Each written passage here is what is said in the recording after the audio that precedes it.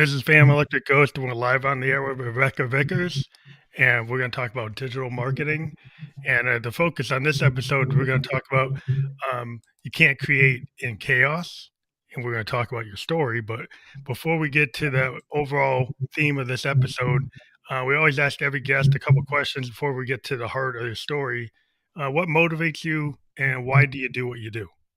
Oh my goodness, that is a great question, Phantom. I think that the quickest answer would be having a sense of purpose and knowing that I can't do anything alone, right? But my faith in God and the strength that He gives me and the sense of purpose, and that I can make an impact in small ways. And with the team that I work together with and serve, we can do really great things in the space that we are dominating and living in. So for me, it comes down to faith and purpose and the people around me. So you're in well you're the VP of operations at FMO Media. Is that currently where you are? Absolutely. And you spend time like coaching your team and cultivating direct client relationships. And you talk about successful strategies. We'll probably dive into that, but it's like empowering is like a theme, right? Absolutely. Empowering. And that's where that idea of purpose and the people come from to Phantom, is how can we make sure that whether it's the team members that we're working alongside and serving or the clients that we're working with, how can we empower them to develop really great strategies to work together in a collaborative way? How can we create better marketing and better leaders in the space that we're working in? And so I love the idea of empowerment, because you're also not a victim there, right? You get to take ownership, and it's not about the lack and what you don't have, but it's about pushing beyond what those perceived limitations are and finding solutions. And the team that I work with, I'm really blessed. They are an amazing problem-solving team. So we're very positive, still realistic. You have to still be realistic, right? But we're a very positive-minded bunch. We figure things out together and we collaborate together. And we want the same with our clients too. Well, I think that's really cool to have a very collaborative and it's like tend to term it in this phrase I call like expansive thinking. So it's expansive thing is like the kind of reverse of like the narrow-minded focus that people get. And in the arts, it's like some people will get into like, well, I'm a jazz guy, right? I'm a bebop jazz guy, and that's all I'm gonna do. Or I'm just a bluesman. That's all I'm gonna do. And what you find is it's not usually true, because like people pull from other disciplines, they from other genres. And when you grow, you tend to be pulling from like a wider palette of Mhm. things. Though you do have to have your 10,000 hours to get good at what you know, right? If you're a Oh, bass yeah. guitarist, you learn the bass, you learn your piano. But from there, you start to grow and start thinking, like, what happens if I break the rules? What if happens if I bend things to the like the edge of the bell curve? And you tend to, that Yeah. might be a little scary because you're not an expert, but you have kind of mastered some other things, so you can dip your toe in the deep end and not drown.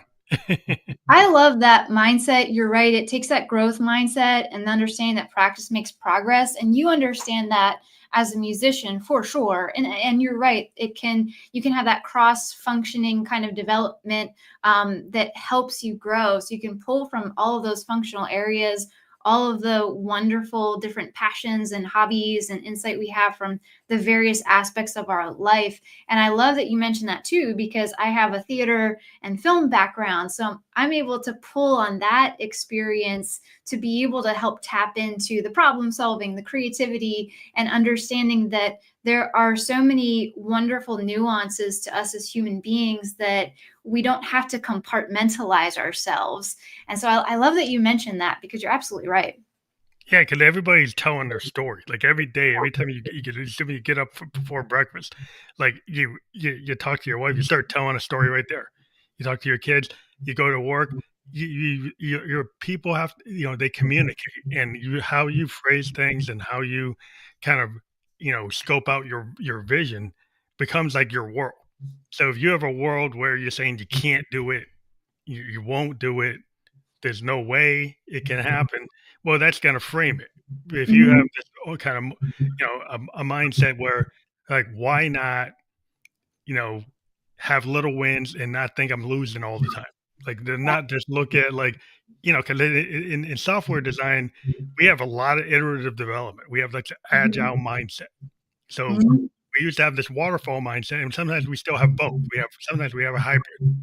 But the idea is, like, with iterative, is like, yeah, you could make a mistake, you could miss a goal, or you could find something was unexpected. And so what you didn't know yesterday becomes the update for tomorrow, and on your phone, you see it all the time with all your apps. Why are they updating? Because, like, what we knew yesterday is not what we know today. Oh, I love that. I love agile, and I love that you mentioned that Phantom because it is that Kaizen, right? That the Japanese philosophy that is constant steady improvement, and you definitely understand that from tech. And I feel like now more than ever we can apply it to other industries, other types of vocations that people are working in, whether it's our professional or personal life. How important is it to be adaptable and to be flexible? Because to your point, there's always that constant change, right? And they're constant reminders of change. In fact, change is the only constant. Yeah. So if we're going to progress, then we have to adapt and we have to grow. And I almost feel like, you mentioned it, the kind of limiting belief system can really stall our own progress. I feel like us limiting ourselves is even worse than having someone like an employer or maybe they're a mentor or a colleague or whomever limit us and put us in a box. It's worse when we Yeah. put ourselves in a box. Box. Yeah, Yeah, yeah. in the box is like I've been in the cubicle, and now I actually work remotely because I work with a startup, and we've got the mindset, we actually do more work remotely than I ever did being a road warrior because I was always on the plane, in the hotel, or in Uber. So I spent all the time traveling, all the time doing other things other than doing the work. Now I actually can focus on the work. But the idea of this like in the box, mindset. A lot of corporations say they want somebody like in the bell curve. They want somebody Mhm. that's going to be that creative person, but then they throw them in a box. Well, how are Mhm. you going to put lightning in a bottle and Yeah. expect it to be thinking outside the box? It's like, well, you want to capture it. Well, it's kind of hard to capture lightning in a bottle. You're right. Well, I mean, it's a value that we have at FMO Media for our team. And it's the idea that you want to think like there is no box. And it can be hard even for people to wrap their minds around that, or it can be hard for team members who are coming from a place where maybe they were pigeonholed, maybe they were put in a box, maybe it was, well, this is how we always do things kind of conversation. And you're right, like it can be kind of hard to decondition people from that idea. And it's not that the box or the lack of a box isn't structure. I know we'll get a little bit into that too. You need structure. I think structure can actually set us free to create and be even more creative. But when you put someone in the very confines and you limit their ability to push beyond their own limits, then that's where you get the stifling. That's where I think you also get some micromanaging too. Yeah, And instead of like, I'm not, and when I think about like putting people in a box, it's saying this is your role and this is all you can do. And yeah, I know you're not going to get, anywhere beyond that versus, hey, I see your talents, I see your abilities, I see your hard and your soft skills. Let's see where some opportunities lie that you can develop them better and stronger and in ways that we can align your strengths and opportunities together for bigger impact, greater purpose, longer career pursuits or different kinds of pursuits that'll be really fulfilling and purposeful. There's that purposeful word again, but purposeful for the team member and also purposeful, we're talking like from a company point of view for the company as well, too. yeah. Because a lot of times, if you think about like a startup mentality, when I've been in startups, like I could have multiple hats. In some cases, one day I might be a QA tester, next day I might be an architect, next day I might be a manager, next day I might be a business analyst. It's like whatever is needed at the time, you ramp up to. And when you have an environment that's willing to see that you can actually rise to the occasion Hmm. and do what's necessary for at the moment. Um, and some people might not like that because of what they want to refine things. And you got to know yourself. You got to kind of look at that looking glass. So say, what's your tolerance for change. Right. But there's tolerance because like I've dealt with like, Yeah. this mindset of in music, like in modal jazz, you have this idea of like there's no bad note, there's an opportunity. Now we pay 10,000 hours and you know your instrument and you know how to kind of play by ear, you can Yeah. hear it. So if somebody plays something that's unexpected, you can actually adjust to the song. I mean, there's examples of Herbie Hancock and Miles Davis talking about this, where they were playing a piece, and Miles played well, Herbie Hancock played a chord that wasn't part of the song. Miles actually changed his part to match Herbie's chords. Well, Wow. that's because they're master musicians. They kind of know, like, in situational awareness, they could do that. If you hadn't done the work, you might Yeah. not be able to do that. Or if you were a classical musician and you're looking at it to be a Chopin exactly what is in that piece, you Yeah. might say, well, it's not going to work. But if you're in a different mindset, would say, hey, I can evolve the song. So that's a frame where, like, oh, the song isn't stuck in the way that it was originally written. You could actually change it. And that, to me, it's like, well, that's music, but you can apply what I just said to almost anything. You must have kind of read my mind because I was thinking about jazz earlier, probably because I knew it was coming on the show and the connection to music that you have. But I was thinking about that too, because there are a couple of great things you just mentioned, and it's the idea of mastery and knowing yourself, right? And I would extend that to knowing your team. So whether you're creating music and you're a band or a group, or you are a company, you do need to know your team. And you first highlighted that, and know yourself and figure out what are my strengths or what are my passions or pursuits, so that you're not stuck in that kind of vicious cycle of maybe chasing something that isn't really going to fulfill you or isn't really aligned with those strengths. And that's a whole other topic too, right? Yeah. And then the other side that you also were mentioning and talking about is that you can have structure in music, and there are some well known forms to it. Even in jazz, you have your improvisational sections. And yet, if you know what is in your control so well, you can have that freedom to create and respond back to each other and stay still within the structure of the jazz music and Yeah, within the the song structure. itself, yeah. You can Yeah, have certain section movements or certain pieces that you can come back to. right, So a lot of exactly. songs will have a structure, but then there's places where they could go off and then come back, go off, come back. And that gives you this kind of freedom that the piece is like got these open spaces in it where the band drummer can go off, bass player can go off, trombone player, but you can kind of go off and come back, go off and come back. And a lot of times in life, people don't feel they have that. They don't feel they got that open space. They've been kind of told it's like, well, you got this closed canvas. It's like Yeah, limited canvas is like you only can do this. You can't do that. What if you do that, you'll get in trouble. yeah. I've even felt that in the creative world too, to a degree. And I feel like it alludes to what you were also mentioning earlier, the idea that, I mean, for us, and this kind of gets to the understanding of order, we crave order, whether we're organized, we want to call ourselves very organized and tidy or not. And so for us to help identify and align with people or understand ideas better, we tend to categorize or label something. And I think that's where it can be challenging for some of us, even in the creative professions, to have the structure, but then feel free to play, whether it's in music, whether it's theater, whether it's film, and go beyond what is the label or what is the lane. I've heard many times people that have said, well, I'm just going to stay in my lane. Me and my lady, yeah, yeah. And yeah, what if we actually merge and we still move forward together, you know? People are What, so scared of like the instability or chaos, right? yeah, You think like, they think it's like, well, if I get out of my lane, it's gonna be chaotic. Like if I get out of this, like yeah, here I can phone it in. I know it. I can stay comforted. And maybe I don't progress and I'm upset about that, but it's what I know.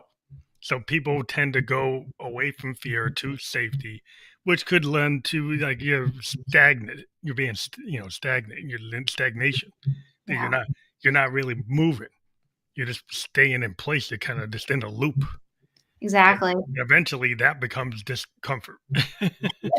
Yeah, that can be uncomfortable in and of itself. You're right. It doesn't lend itself. I know it certainly can't lend itself in the tech world and the work that you're doing, because tech, like you and I were chatting before we hopped on here, it's constantly changing, right?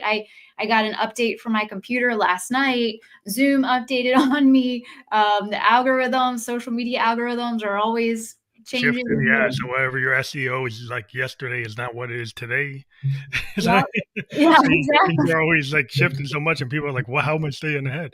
But, yeah, it's just, I think it's interesting because like, you have to come up with systems or Mhm. processes or theories or, ways to, like, mindset or, what we could talk about in terms of, like, systems that you've created.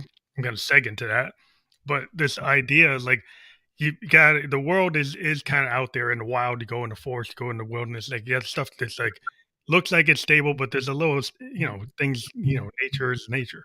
The world is the world. So there is some like chaos theory going on. So how do you manage that? How do you actually find a way to feel comfortable in the windstorm? Yeah. Well, so there's a lot there that we could talk about and divert the conversation around too. But understanding, I think first it starts, especially if you're a leader in operations or any type of leader in business, understanding that there is going to be change and that it's going to be more helpful for you, your team, and yourself if you acknowledge that there's going to be change. Acknowledging, I was talking to several leaders on my own podcast about this in terms of leadership and team development. And it's going to be better if you acknowledge with your team what they may or may not be losing in the change and what you're going to gain and benefit. So it's not just about buy-in, but it's also about, okay, what could we possibly be losing? What's the trade-off? I like to think of things in terms of trade-offs too, because Mhm. there's typically going to be some kind of trade-off. And what are we working towards? Keep that vision, that mission, and your values in sight constantly so that you have those as your guiding light, your guiding principle. And those can also be your guardrails when you navigate change. And then we can say, from a normal business operations point of view, but especially when you're in digital marketing, there's no necessarily normal day, right? Yeah, You yeah, know? things are always shifting, like you said, like algorithms on your platforms that you're trying to be on to, Yeah. like, pull sales or get people interested so they actually click and Yeah. follow through and actually purchase, So it's like you can, "Well, how many clicks did I get? Well, how many conversions did I get?" You know? Right. It's like everybody's like, "Oh, I got all these views," but how many people actually watched, like, more than a minute, more than 2 minutes, more than 3 minutes? It's like how many Oh, people yeah. actually went through and actually hit the subscribe? Actually hit the like. They watched it, but they didn't hit the like. They watched it, they didn't subscribe. So it's like how that's where like it seems like there's a high level examples, but like that's kind of where things are, right? You got to get conversions. Well, that's a great example, Phantom, because I'm sure you do that with your podcast here too. You're always looking at the data. What does it tell you? Is it resonating? Do we need to change things? Do we need to either change our tactics, or do we need to consider the strategy and what's working or what's not working? So you're absolutely right. There's change on that level. And at the same time, especially as a business, we need to be able to meet and exceed the expectations that our clients and our customers have for us, right? And it's going to be really hard to do that if we don't have standards. So making sure that as a business you have operational standards. What are your processes? What are your SOPs? What are the policies that you implement? And then that's where you also want to make sure you're not getting stale and stagnant, because you need to constantly review and check and update and make sure that whatever process, whatever SOP you have is aligning with any of the changes that you're making too. And Mhm. so that is as important, I think, in order to control the chaos of change or the potential chaos. You have to have order within the company, and that will free you up to be agile, to be more creative. The team that I work with, for example, we have a ton of training. We have hackathons to help develop our skill sets and solve new problems. We create mentorship programs for our team members to be able to develop their skills individually and as a group, it's incredibly important that we stay sharp and cutting edge so that we can dominate in what we do, right? And dominate in a good way. We want to be the leader of what we're working on, whether it's content, whether it's strategy, and making sure that we're engaging our clients and their audiences along the way. And it would be incredibly hard for us to deliver consistent service to our clients if we didn't have a really strong system. So that's kind of it in a nutshell. And we can go down a couple of different paths, but tell Yeah. me what you think of that. What are your thoughts? Well, I think, yeah, it's like hard today, for people to get a hold on. They're like there's all these balls in the air, and tendency is like, well, how am I going to work on all of these? Like, you want Yeah. to have a holistic point of view. Is like, maybe there's all these pillars to my business, right? But maybe I focus on one thing because I say, Mhm. well, that's one thing I could get right.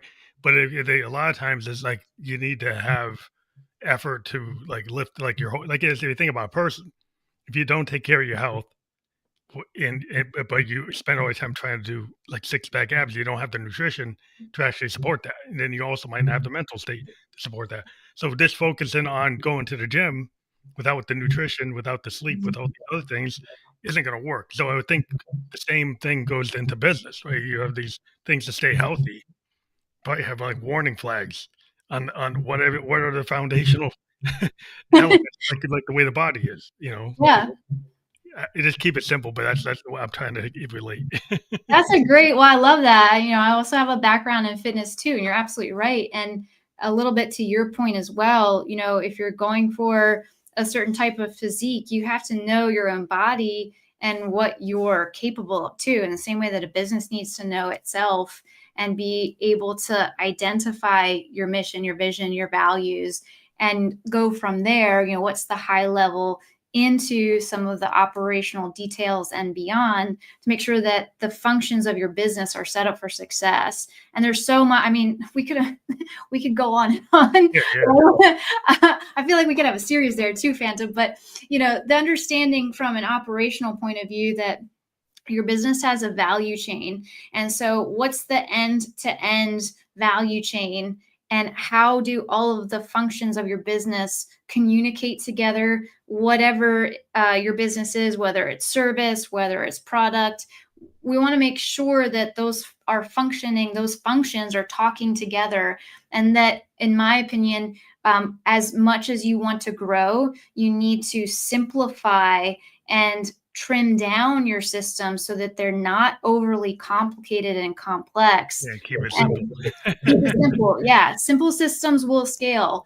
And then at the same time, while you're simplifying and removing any of the fluff in your systems, you also need to grow your team. And you need to, we'll get back to that word you mentioned earlier, empower. You need to empower your team to be able to make decisions, to run each of those functions or the teams within those functions, so that you don't have to do it all if you're the business owner or the CEO, or the higher executive team, right? We have to be able to empower our people to make those decisions so it doesn't bottleneck. And Yeah, that the top-down decision processing rather than, like, you think on the floor. Like, if you've got people on the assembly line and they see a problem, right? But then they gotta send it to the engineer, and then the engineer has to run it through the committee, and then you gotta get it approved by the committee. So you see a problem on the floor, maybe they could solve it, but you don't empower them to solve it because it's gotta run through a chain. It becomes this bureaucratic chain. It's like, then you're not agile enough to actually solve the problem. You're still putting out garbage in, garbage out, right? right. If that process takes 3 months, for 3 months you were still you had a problem and you didn't solve it because the process was more important than solving the problem. Yeah. Wow. Yeah, that is a great way to summarize it. You have experience. This isn't foreign to tech, I know, too. There's a lot of similarities and overlap. But yeah, absolutely right. And then, well, speaking of tech too, there are, I think we still need to be cautious in what we automate, because I kind of preach only automate what you know, meaning that if you Yeah, start to automate, yeah, if you're like, well, I think maybe I'll automate this thing over here, but you don't understand how this widget is made, or you don't understand the element to a person's job and role, and you just go in and try to automate it, it's going to get messy. It might not work out the way that you probably imagined because you don't even understand the process fully. So you really have to be careful what you're automating and understand it very well. I like to think of automation as kind of cleaning up the tedious tasks for us and doing the heavy lifting in the same way that AI can do the heavy Yeah. lifting in our job, and don't remove the human element. Let's not automate or use AI to tackle the human element of our job, whether it's a one-on-one with a team member or engaging with our stakeholders, whether they're clients or internal stakeholders. Really thinking through, like, okay, what do I hate to do that's tedious, time consuming, that's maybe computer driven, that I can then free up my time for the fun creative stuff, or engaging with people and developing my team, or developing new product ideas or service offerings, etc. Yeah, because sometimes what happens is, like, if you're looking at a spreadsheet and you see a cost, but you might not understand the value. Like, so say you're saying, oh, this cost of the quality assurance team is spending too much money checking the quality of this particular thing, right? So if Mhm. it's just like some widget, it doesn't matter. But what if it's a critical thing? Like, what if it's something on an aircraft, like something in something, a fail point, right? And you don't see the profit in spending time to make sure it's right and making sure that the tolerance level is like, it's got to be like 99.9. He said, well, we'll drop it down to 98.1, right? But you're not an engineer. Yeah. You make that decision as an actuary or an accountant, but you're not an engineer. You don't understand, like, the fail point Hmm. could be catastrophic. Like, just by changing that, you think you're saving money, like you're costing money. Yeah.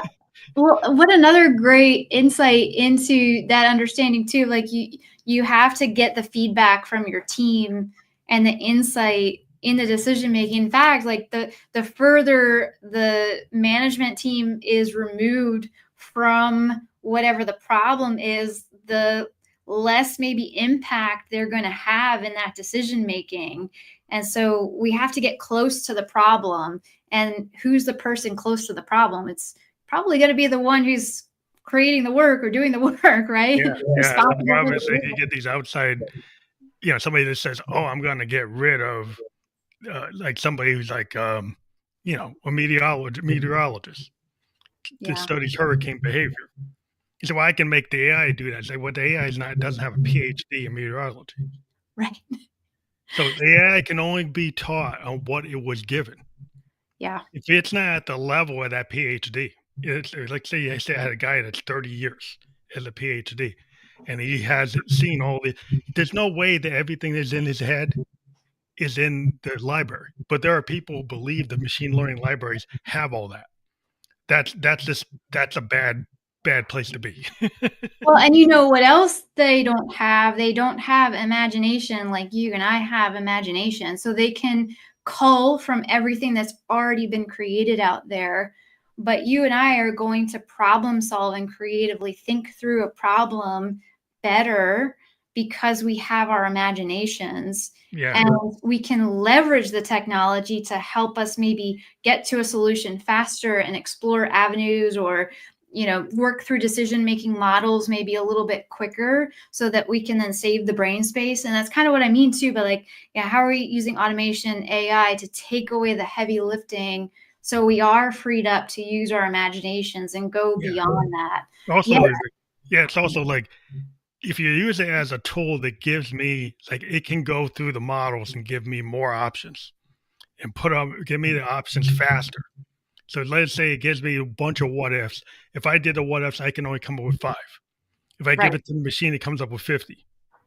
Well, now I can look at those 50s and I make a human decision based on my experience. But the problem I have is when somebody says, well, I can make the algorithm make the decision Yeah. on the 50 rather than putting a human in the chain. When you pull the humans out of the chain, like in music, like, you can pull a human out of the decision on production of a song. And then you have the AI say, oh, make it sound like this, make it sound like that. It can do it and it will do it. So 20 years ago, it couldn't do it at all. Now it can. But compared to the actual human engineer, recording engineer, it doesn't sound like a human did it, right? There's something about like the human sense of creativity and microtonal things. So these things like, yeah, the imperfections actually make art. So if you actually make it too perfect, it sounds antiseptic. It feels artificial. It doesn't feel real. Yes, and And that's the that's same thing. imperceptible to some people. They don't get it. Yeah, no, but that's just you're absolutely right. That's the same thing with writing, with any kind of video content too, with strategy. I'm so glad you shared that because I feel very much that same way about, we can use ChatGPT, we can use Grok. I do. I love those platforms and more for helping me, pull some ideas and we can input and get some really great strategies or tactics from them for our digital marketing. But to your point, and this is a point that I like to make too, the platform, the AI does not have the experience that I have. It doesn't have the ability to imagine and create in the same way and make the connectors. But I love that you bring up the idea of imperfection too, because we are flawed, which means that the technology is also going to be flawed anyway, but it's going to try and make it so perfect that it doesn't resonate with audiences in the same way the music isn't going to resonate. The writing is going to feel too polished and perfect, and we're not going to feel that it speaks to us, whether it's poetry, whether it's video content. And so that's why I feel like AI shouldn't be replacing us. Yeah, yeah. It's kind of like the idea, like if you have in the traditional media, you have some segments like, they give an example like news. In a news program in traditional media, the person might have 3 or 4 minutes to answer the question. If you go on non-traditional digital media, somebody might talk for an hour, might talk for 2 hours. They get into the depth that you could not do, right? And it might not be to the point where you can bullet point it out, but you actually start to actually pull in, ask hard questions and you actually get longer answers. Yeah. Sometimes you need a little bit more to actually make a decision. If you just want to know the 15-second thing, that's fine. But in 15 seconds, I'm probably gonna not know the issue. Probably, I'm a political science major. To understand the issue, 15 seconds, 30 seconds is not gonna do it. Yeah. You need a little more depth. You need more information. You need more input. And we live in a society where everybody just wants the 30-second grab. Right. Well, that's good for the headline, but that's not good for policy. Wow.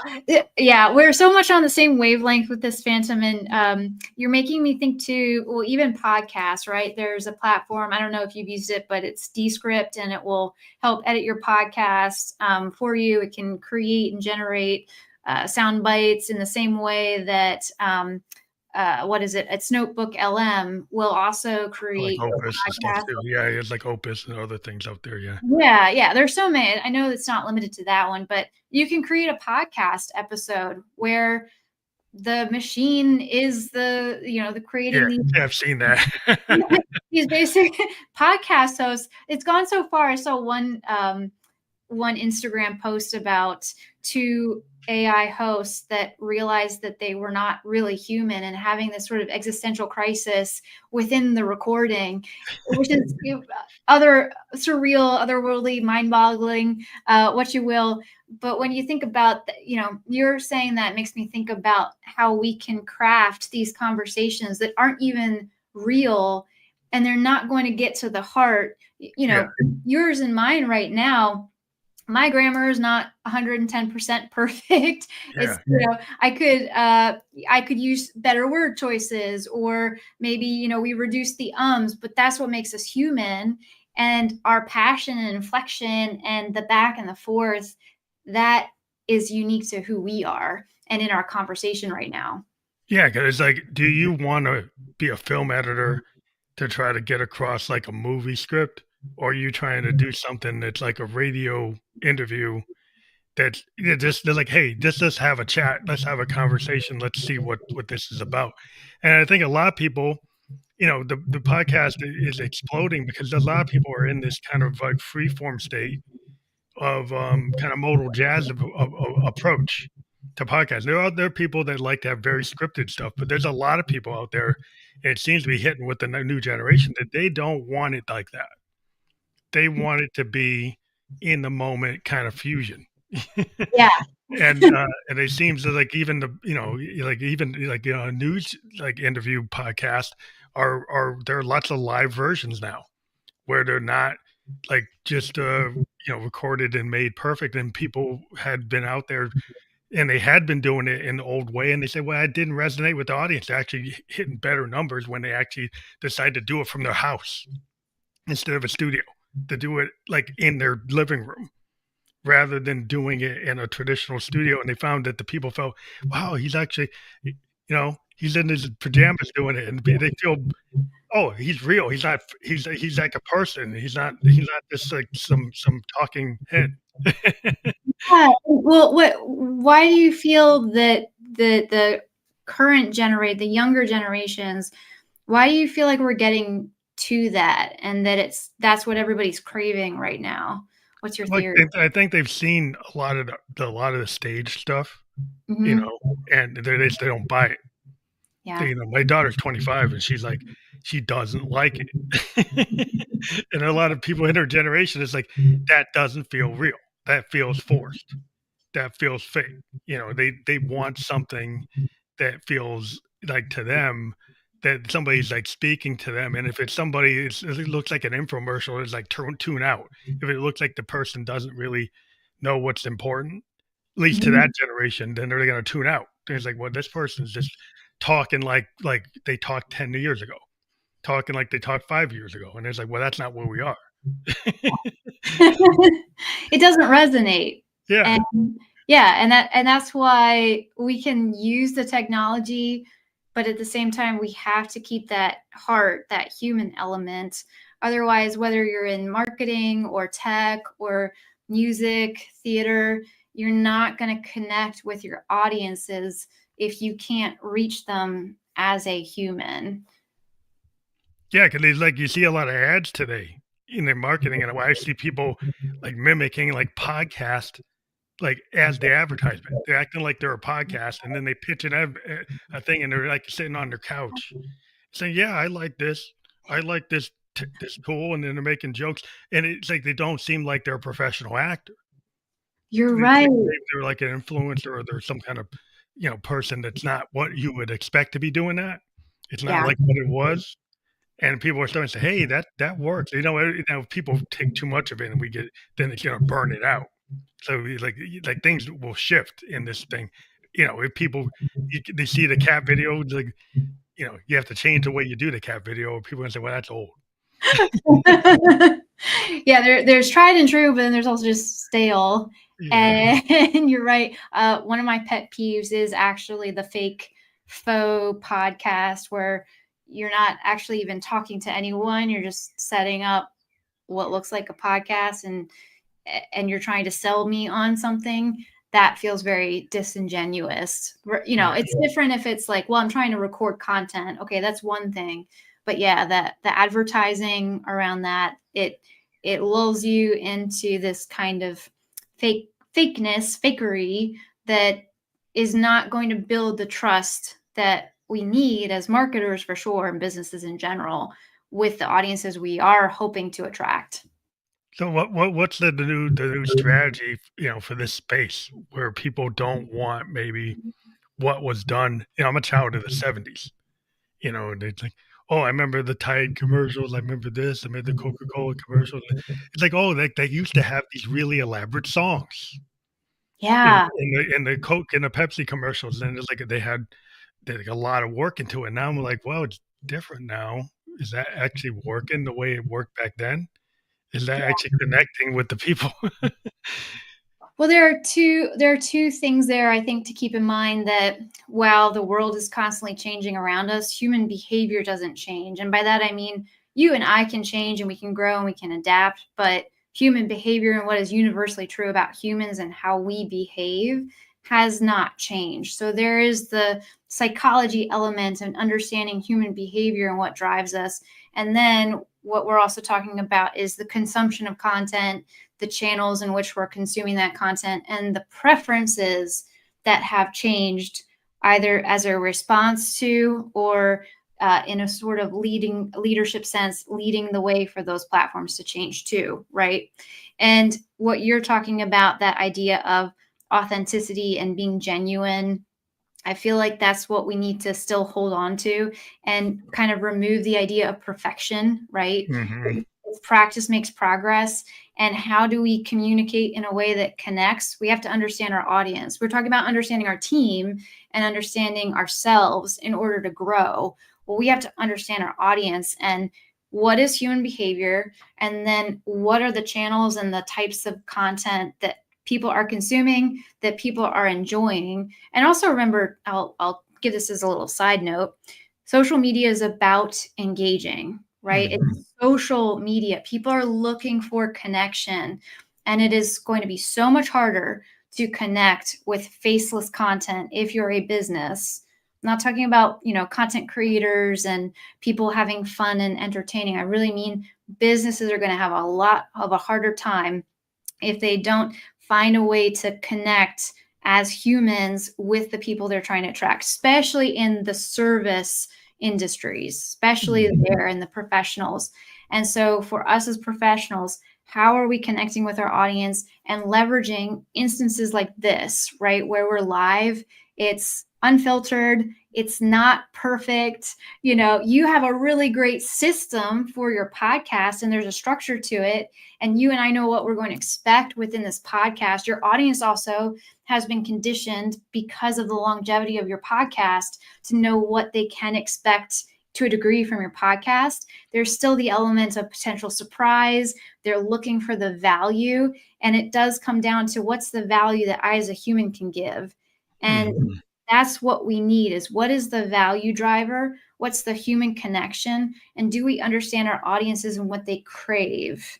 I had a really great guest on my podcast talk about this too. It's not enough for a business to fulfill a need and a want. We have to remember that people are after, they're craving certain things in life, whether it's freedom, whether it's a certain kind of lifestyle, whether it's wealth. And you're going to be way more successful. And you have to define what that means for you. What is success for you as a business?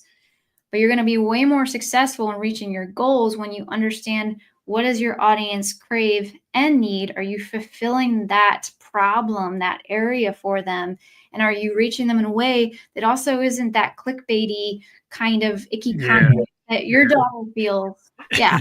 So a little bit of a long-winded answer, but what are your thoughts around that? Yeah, because I think a lot of people get pulled into the clickbait, and then they get, maybe that worked, but then people feel like they got burned.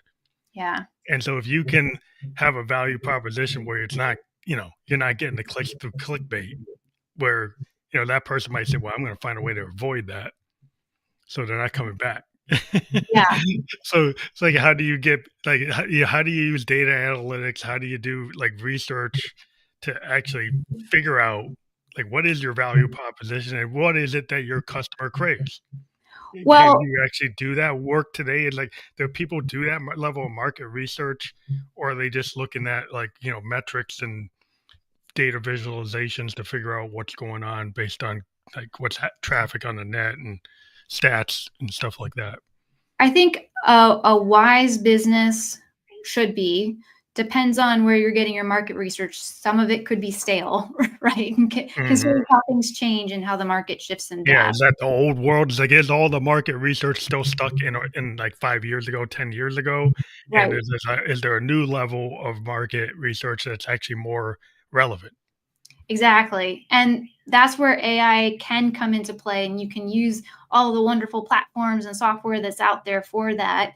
I wanted to highlight too something that you had started to talk about earlier, the idea of story too, because humans now, especially in our content, people are resonating with the data and they want to get that. They find a connection to when we share data online, but we really are gravitating more towards the storytelling aspect, because and this kind of goes back to the story brand hero's journey, understanding that we want to see ourselves as the hero in your story. So we have to be really good at storytelling. And this is where you're not going to be clickbaity if you follow through on the promise of the value that you're going to deliver.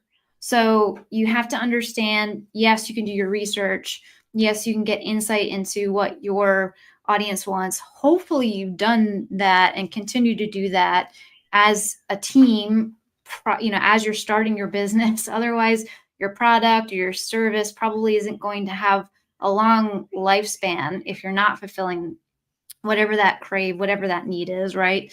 Um, at the same time, you have to understand, how does your audience see themselves in the story, the journey of your service and what you have to offer them, or how they're using your product to make their lives better and to support them in their journey. So that, I think, is a really important key element.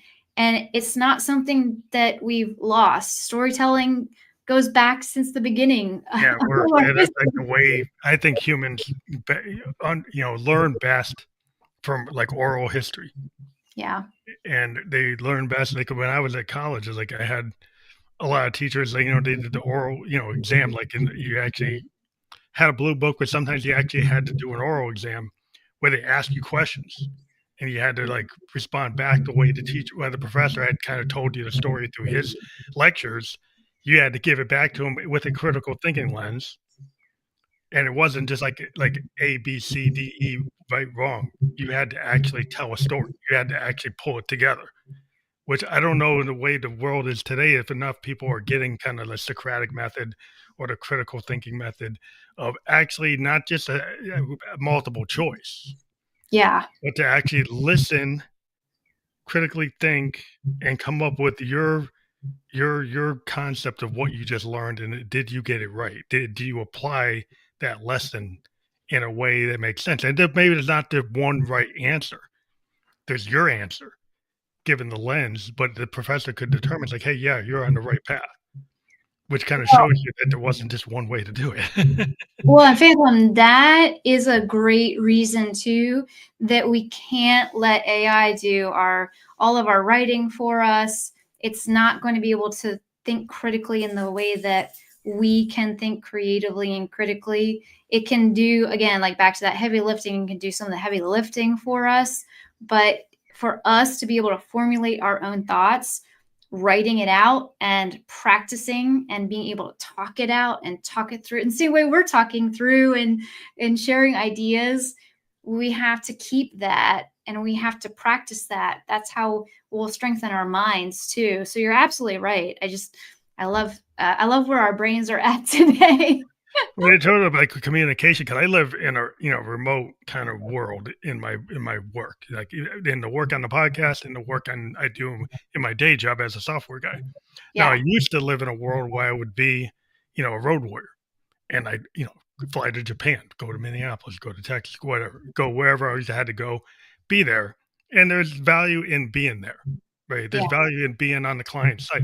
But like in the remote setting, there's a certain level of, I don't know, etiquette or being able to be like present, like, Hmm.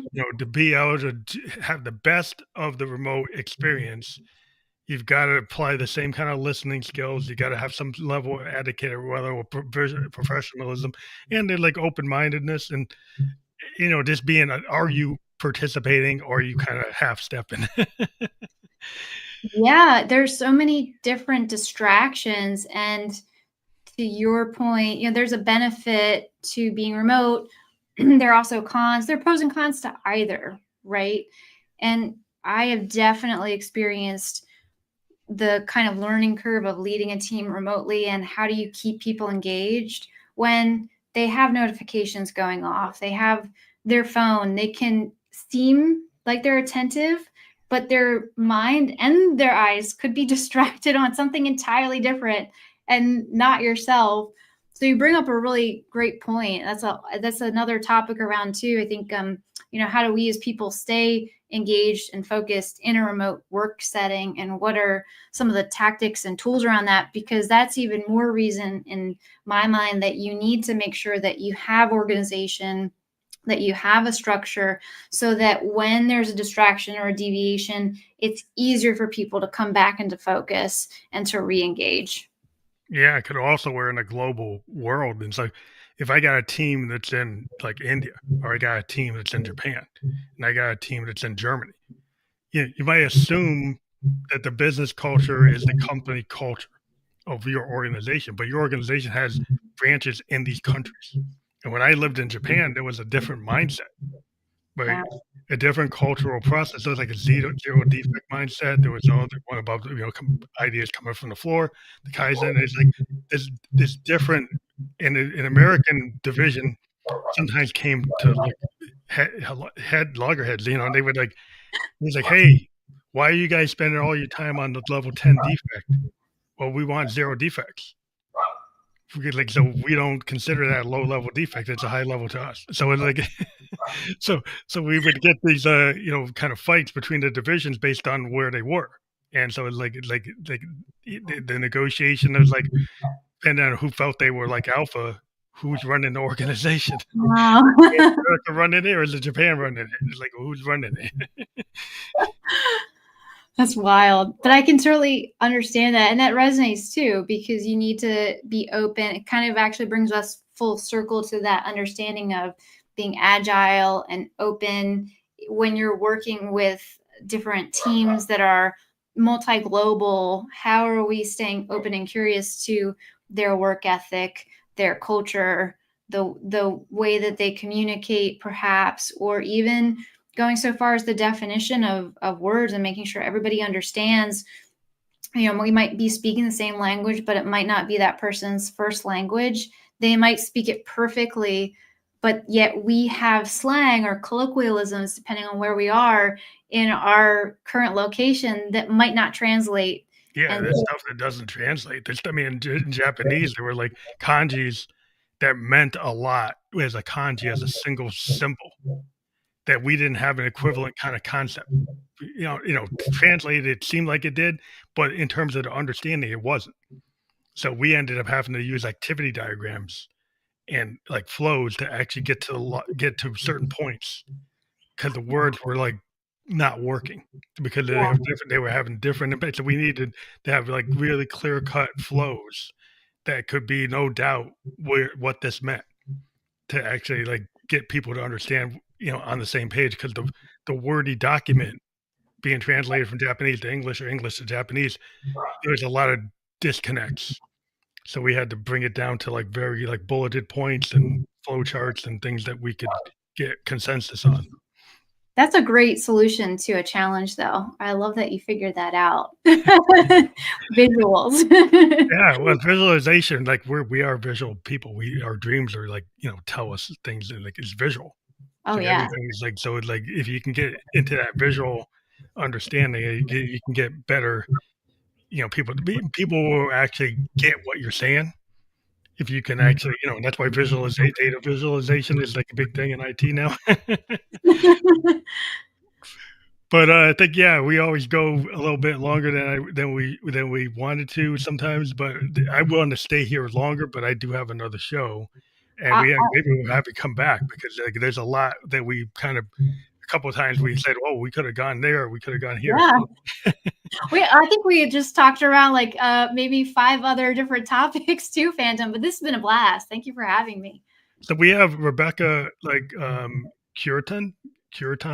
Yeah, so that's my maiden name, but I go by my married name, Rebecca Vickers. But that is my link tree out on the screen.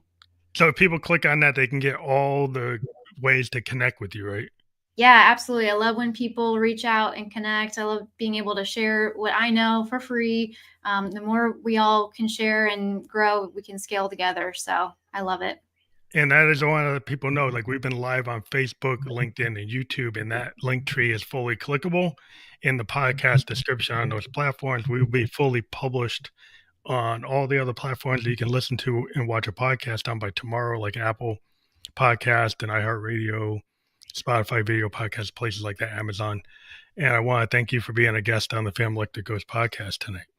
Thank you, Phantom, and thank your audience. I appreciate it. Thank you.